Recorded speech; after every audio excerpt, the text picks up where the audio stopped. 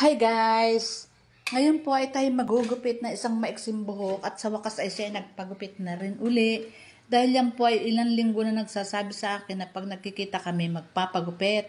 Hanggang sa ayan po mahaba ng kanyang buhok. Ay yan po ang ating customer, sanay na mga maiksi ang buhok. Kaya ayan po. At ang sabi niya sa akin, siya na lang daw ang magkukulay ng buhok niya or ang kanyang anak ang magkukulay. Ayan guys, at maiksi na naman ang ginawa kong gupit sa kanya. At yung kulay niya po ay mawawala na. Konti nilang ang matitira. Kasi po, nung huling ginupitan ko siya, kinulayan ko siya. So, ibig sabihin, matagal na ang kanyang kulay. Kaya ayan po, parang April pa or March kami naggupit na huli. Ngayon lang po uli na ulit. At yan po kasi ating customer ay laging busy. Opo, busy lagi. Kaya bihira siya makapunta ng parlor. Pero malapit po yun sa akin.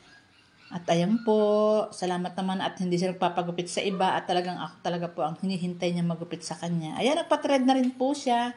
Ayan, makikita niya may white hair siya kasi po siya na lang nga daw magkukulay or ang kanyang anak. Thank you guys sa panonood. See you next video.